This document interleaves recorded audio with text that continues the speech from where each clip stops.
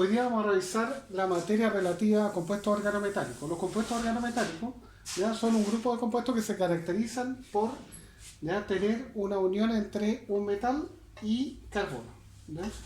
Eso les da propiedades bastante interesantes y específicas porque normalmente si uno considera ya que esa cadena de carbono, ya el carbono es el que une al metal, nosotros vemos que hay un dipolo, hay una carga negativa y una carga positiva, y en un extremo podemos considerar que la cadena de hidrocarburos tiene una carga negativa y el metal es una carga positiva. Desde el punto de vista químico, ¿cierto? Esto habitualmente nosotros vemos que actúa como un nucleófilo, ¿ya? Un nucleófilo de carga negativa.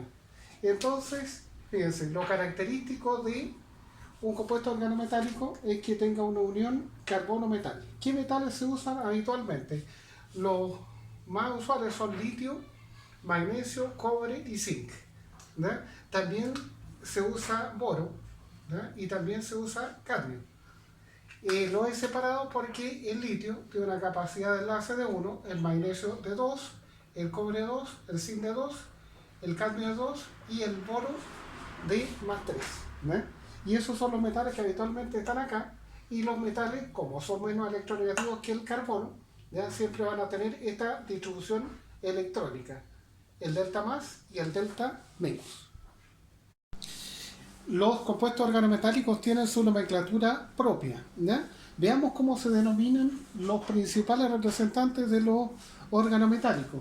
Estos son los organoliteados, ¿ya? Por un lado, y los reactivos de Grignard u organomagnesiano por otro lado.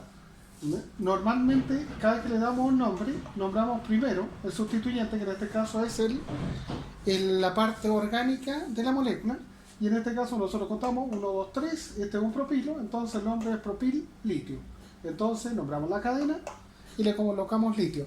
¿Cómo el compuesto se puede hacer con sustituyentes o con uniones con carbono sp3, sp2 o sp? ¿Ya? En este caso tenemos uno con un anillo aromático y una unión a través de un carbono sp2. Este es un órgano magnesiano y se llama de esta manera. Siempre se nombra primero el halogenuro, cloruro, después la parte orgánica de fenil, que es como se llama el benceno como sustituyente, magnesio. Y eso nos da una nomenclatura ya típica de esta clase de compuestos. En cuanto a la síntesis de estos compuestos, siempre comienza ¿ya? De un halogenuro de alquilo.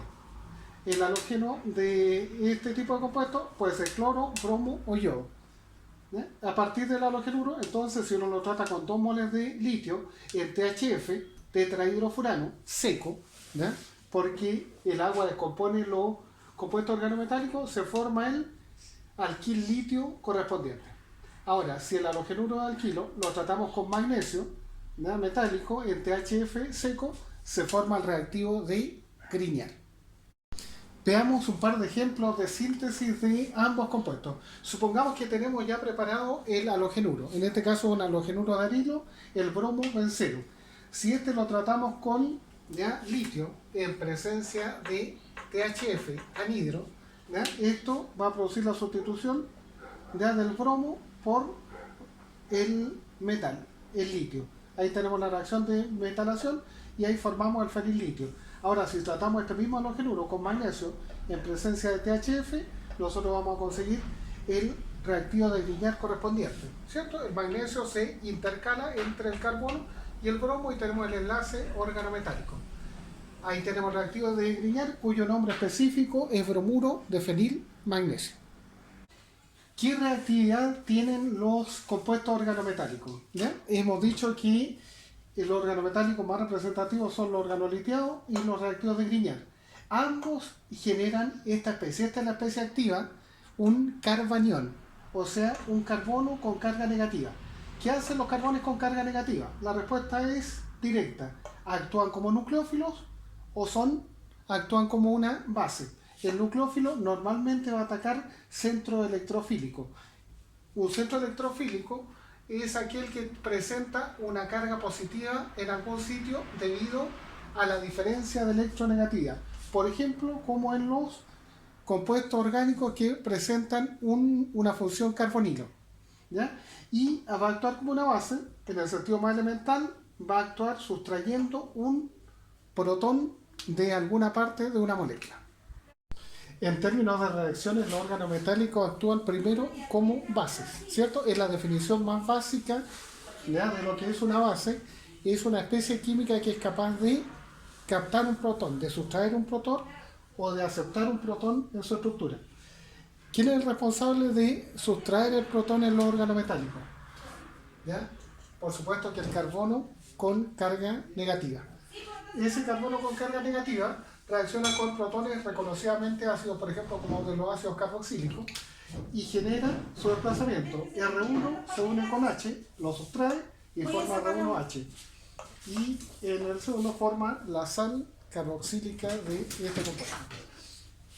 En el segundo caso, fíjense, el órgano metálico puede reaccionar con aminas, que son bases, ¿no? Pero como los órganos metálicos son bases mucho más fuertes, ¿no?, de nuevo el fragmento carbaniónico retira el hidrógeno de esta estructura, genera la sal litiada y genera un hidrocarburo. Con los alcoholes, que tienen una basicidad baja, ¿no?, también pasa exactamente lo mismo. El órgano metálico sustrae el átomo de hidrógeno del alcohol y forma la sal, ¿ya?, del alcohol correspondiente, el alcoxilo, y genera, por supuesto, el hidrocarburo. Y finalmente, fíjense, también las bases de este tipo son capaces de reaccionar con compuestos que son de muy baja basicidad, por ejemplo, como los hidrocarburos. En tal caso, la reacción es bastante más sencilla porque se sustrae el hidrógeno, se forma nuevamente el compuesto R1H y el litio se traslada al otro fragmento, R2. Por eso se llama esta reacción de transmetalación. La segunda forma que tienen de actuar los órganos metálicos es actuar como nucleófilos, ¿cierto? Los nucleófilos son especies que tienen carga negativa o electrones en su estructura. El órgano metálico es una carga negativa, ¿ya?, la podemos considerar como una carga negativa tal cual. Nosotros podemos considerar que la forma iónica del órgano metálico es R más y litio, o sea, R menos y litio más. Y este R menos reacciona con centros electrofílicos.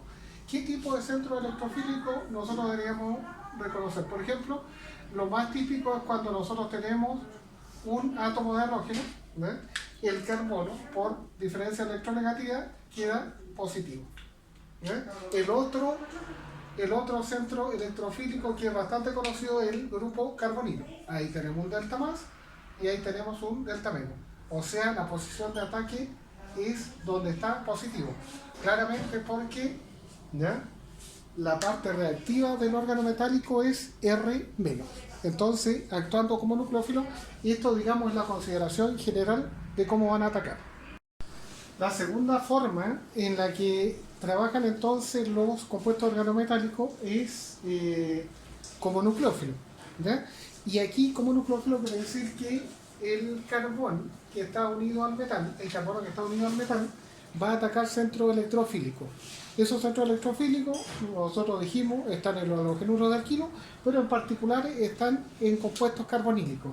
Entonces los compuestos carbonílicos idealmente son del tipo formaldehído, los aldehídos con un sustituyente o los carbonilos presentes en la acetona. Cuando hacemos una reacción de un reactivo de Grignard, este ataca al carbono carbonílico, ¿ya?, forma una sal intermediaria y la hidrólisis ácida hace que se produzca un alcohol. Este es un alcohol de tipo, ¿ya?, primario. ¿Ya? Lo vamos a anotar acá. Este es un alcohol de tipo primario. Cuando tenemos un aldehído que tiene un sustituyente carbonado, por ejemplo R2, ¿ya?, pasa exactamente lo mismo. El órgano metálico ataca el carbonilo, este se polariza, ocurre la hidrólisis ácida y tenemos un alcohol. Este alcohol, como tiene dos sustituyentes sobre el carbono, es un alcohol de tipo secundario. Y en el tercer caso, nosotros tenemos el hidrógeno y la acetona, o sea, tenemos el órgano metálico y el órgano metálico va a atacar al carbonilo, ¿ya?, en una acetona. La hidrólisis va a producir un alcohol de este tipo, que es un alcohol terciario. El mecanismo en los tres casos es el mismo. un ataque nucleofílico al carbonilo y una hidrólisis. Así que las condiciones para producir un alcohol primario, ¿ya?, requieren, ¿ya?, por ejemplo, que el aldehído sea formaldehído específicamente. Si queremos un alcohol secundario, el aldehído tiene que tener un sustituyente, y si queremos un alcohol terciario, ya necesitamos de una cetona. Actuando como nucleófilo, también los órganos metálicos, por ejemplo en este caso con un órgano litio, pueden reaccionar con un éster. Con un éster igual forman un alcohol, pero un alcohol bastante especial porque el órgano metálico ataca 2 veces a la función carbonílica y genera un alcohol simétrico. Un alcohol que es de tipo terciario y es simétrico. O sea que tiene 2 sustituyentes iguales. Si la reacción, ¿ya?, se hace en presencia de dióxido de carbono y hay ion hidronio, nosotros obtenemos un ácido carboxílico. Entonces, fíjense, la mayor parte de las reacciones de los órganos metálicos con los carbonilos dan alcoholes primarios, secundarios, terciarios, y en el caso de que lo hagamos reaccionar con dióxido de carbono y hagamos la hidrólisis ácida, vamos a producir un ácido carboxílico. O sea, esa es nuestra quinta reacción. La última de las reacciones que cabe mencionar en este apartado del órgano metálico, ya aquí ejemplificada con un órgano litiado, pero recordemos que también puede ser un órgano magnesiano. Puede suceder con cualquiera de las reacciones, ¿cierto? Cuando tenemos este órgano litiado, ¿ya?, y esta reacciona con un nitrilo, ¿ya?, algo que tiene el grupo CN, y posteriormente hidrolizado en medio ácido, forma una cetona, ¿cierto? El nitrilo se transforma en un carbonilo, permanece la cadena R2 del nitrilo y la R1 del órgano litiado. Y entonces esta es una forma bastante conveniente de sintetizar cetona. Finalmente, para terminar este repaso, ya vamos a hacer un ejercicio con la materia que hemos visto. Aquí tenemos un argonal litio, el metil litio, y este va a reaccionar por un lado con etanol y por otro lado con diisopropil-amina, que es una amina secundaria. La reacción aquí, ¿ya?, es típicamente, ¿ya?, de ácido-base, ya que el metil litio está actuando como una base. Esa base está centrada sobre el átomo de carbono y ese va a reaccionar con el hidrógeno ácido que tiene el etanol. En ese caso, lo que nosotros vamos a obtener es que el metilo va a incrementar en un hidrógeno más, va a convertirse en metano, que es un gas, ¿ya?, y se evapora del centro de reacción. Y luego, ¿ya?, nos va a quedar el alcoxio correspondiente con el litio como contraído. Entonces ahí tenemos un órgano metálico actuando como una base bastante fuerte, porque también esta base puede reaccionar con una amina, que nosotros sabemos son bases habitualmente. Saca ese hidrógeno, de nuevo se forma metano, y aparte del metano se forma el amiduro correspondiente. El amiduro es cuando el nitrógeno tiene carga negativa y el litio la oficia de contraión. ¿Se ve? Entonces aquí tenemos un órgano metálico y esbozamos con ello las reacciones ácido-base.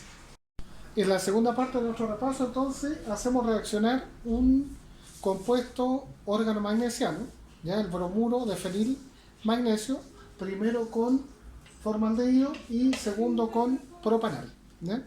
Nosotros ya sabemos que cuando un órgano metálico reacciona con formaldehído, lo que se obtiene es un alcohol primario. La estructura del alcohol primario debería ser la siguiente: debería tener un hidrógeno, un carbono, OH, y tener la función fenilo en esa posición. Luego tenemos el aldehído. El aldehído nos conduce a un alcohol de tipo secundario. Entonces, esto debería tener más o menos esta estructura. Pasa para acá y el anillo queda unido hasta acá. lo que claramente es un alcohol de tipo secundario. ¿Sí? Lo que vimos en general, ahora lo estamos haciendo con reacciones específicas. En la tercera parte de nuestro ejemplo, de nuevo tenemos un órgano metálico, ¿ya?, cuyo carbono nucleofílico es el que está unido al carbono, ¿ya?, al metal. ¿Cierto? Y vamos a hacer reaccionar con oxidano y con un éster. ¿Cierto? Este de acá arriba es un oxidano y esta estructura, ¿ya?, es el atenoato de metilo, un éster. Entonces, ¿qué es lo que va a producirse? Nosotros sabemos que con oxidano, ¿ya?, se produce un alcohol que tiene 2 átomos de carbono más que el producto original. Y los átomos de carbono son aportados por el oxidano. Este sería el 1, el 2, y aquí tenemos el alcohol. ¿Qué tipo de alcohol es? De nuevo, un alcohol primario. Cuando hacemos esa reacción con litio, pero utilizamos este como el sustrato atacable, nosotros tenemos la estructura de un alcohol que va a ser terciario. Y ese alcohol terciario tiene la ventaja de que va a producir, ¿ya?, un alcohol simétrico. Fíjense, el alcohol es terciario porque tiene 3 sustituyentes y es simétrico. Y ahí tenemos otras reacciones más de los compuestos organometálicos. La última parte de este ejercicio integrador tiene que ver con las reacciones que son un poco extrañas de la formación de alcoholes muy típicas de los organometálicos y los carbonilos. En este caso nosotros vemos la reacción de un reactivo de Grignard con dióxido de carbono y ion hidrógeno. Esto, como nosotros vimos en la materia, lo que produce es un ácido carboxílico. El dióxido de carbono genera el ácido carboxílico en esta posición. Y después, cuando tenemos el mismo reactivo de Grignard, pero lo tratamos con un nitrilo, lo que se forma es una cetona. Conserva los carbones del reactivo de Grignard, el carbonilo ya va a producir la acetona y tiene los carbones de la acetona, 1, 2, 3, 1, 2, 3, y ahí tenemos esta acetona bastante extraña. Con eso hemos visto, ¿ya?, que los compuestos organometálicos pueden generar diferentes tipos de productos. No es grande la variedad, son alcoholes en general, ácidos y cetonas, esos 3, ¿ya? La variedad, digamos, está en los subtipos. Se pueden obtener alcoholes primarios, secundarios y terciarios.